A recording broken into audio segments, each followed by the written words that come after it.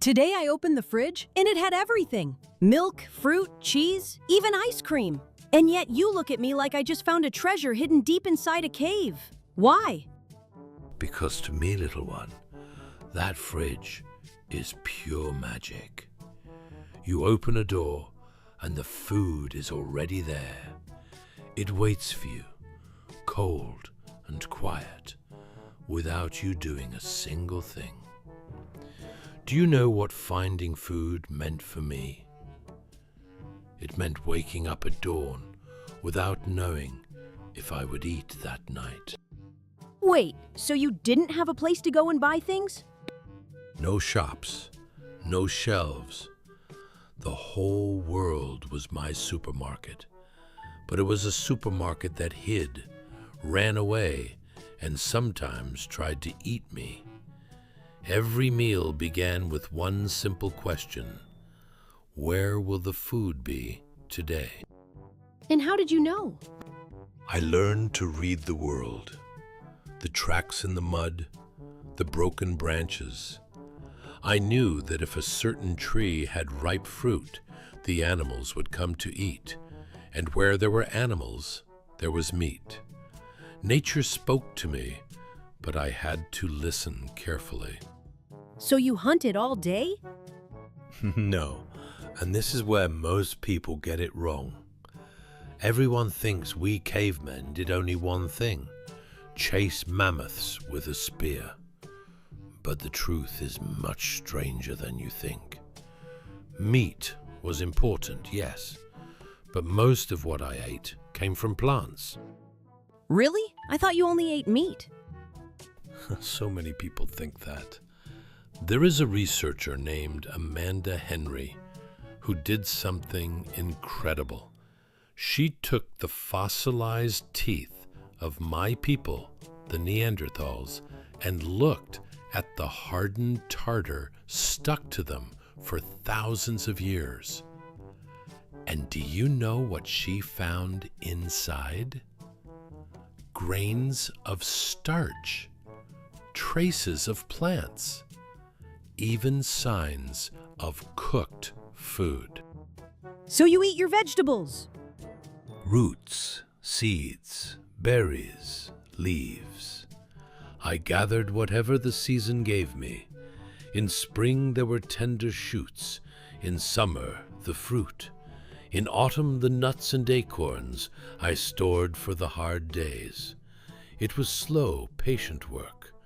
The women and children of the tribe were often the best at it. Children searched for food.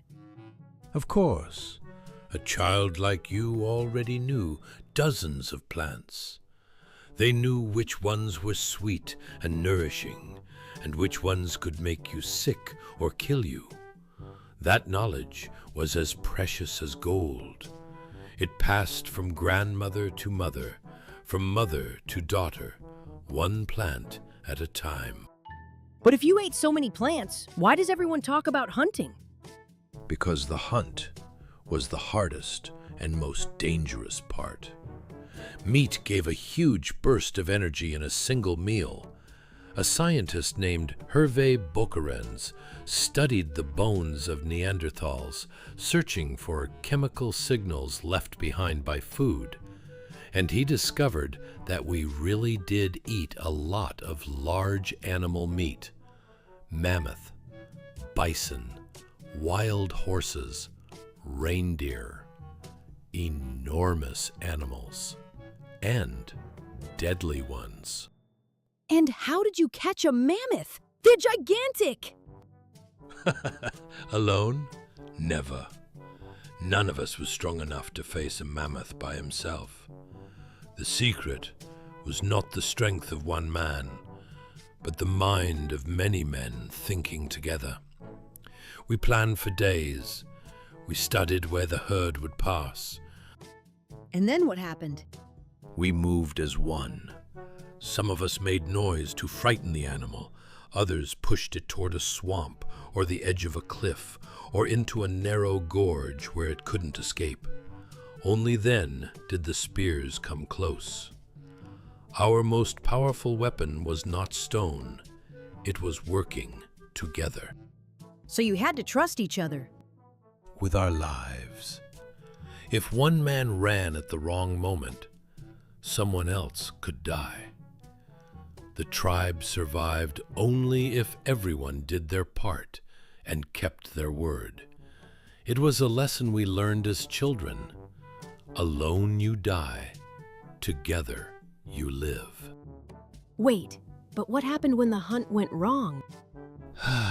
That is the question that separates those who truly understand my life from those who only imagine it. The hunt went wrong often, far more often than you think. We chased a herd for a whole day and came back with nothing. Sometimes the hunger lasted for days. Whole days without eating? Yes, my body was built to endure it. When food was there, I ate a lot and stored reserves because I knew the emptiness would come again. There was no fridge to fill the emptiness. There was only my ability to hold on. But that's terrible. Were you always afraid of starving? Hunger was like a shadow that always walked beside us. But that is exactly why we learned to be clever.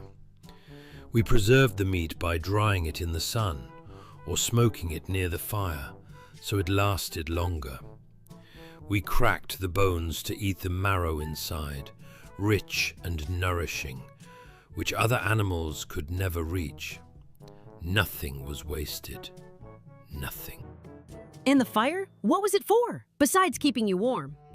The fire changed everything. There is a researcher named Richard Wrangham who has a fascinating idea.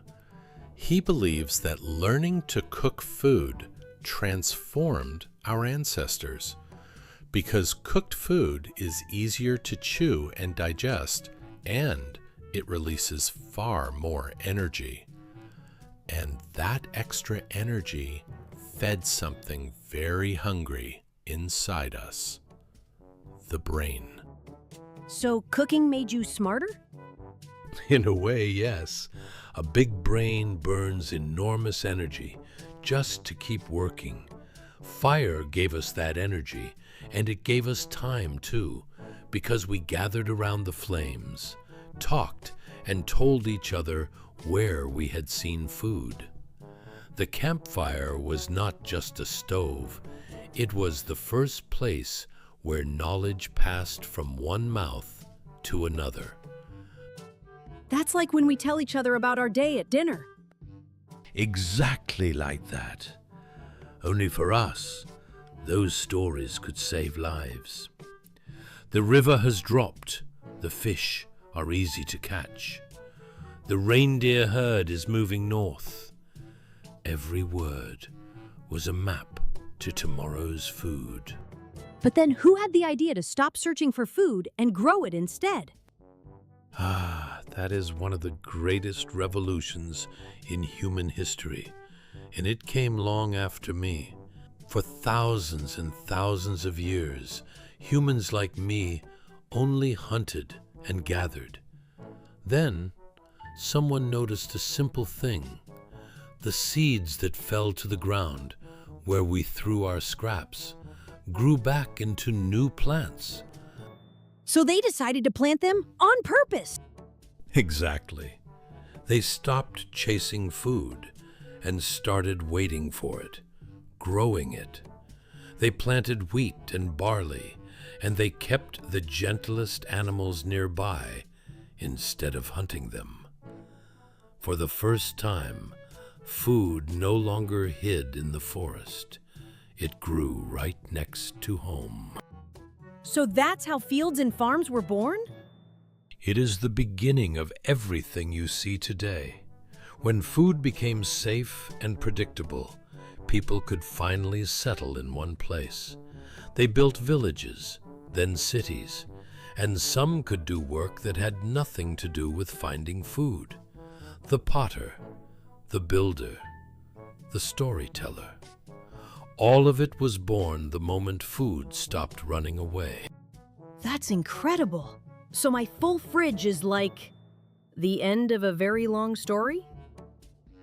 It is the final chapter of a story that began millions of years ago. Every apple you eat is the distant grandchild of a wild apple that someone like me gathered with their hands. Every piece of bread is the end of a journey that started with a seed falling by chance into the earth. You open a door and find everything. I opened my eyes at dawn and knew nothing. Now, when I look inside the fridge, I see it differently. That is the greatest gift I can give you, little one. Never stop being amazed. Your food is not something to take for granted. It is a miracle built by thousands of generations of hungry, brave, clever people who made sure you would never have to be as afraid as I was. Remember them next time. I will, I promise. Then I did my job well. Now go, open that fridge, and for the first time in your life, truly look at that hidden treasure you've always had right in front of your eyes.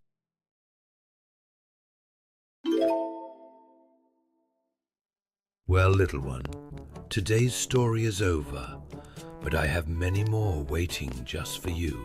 Don't forget to subscribe so you never miss a new adventure. And if you liked it, leave a like for your friend Cog. See you soon.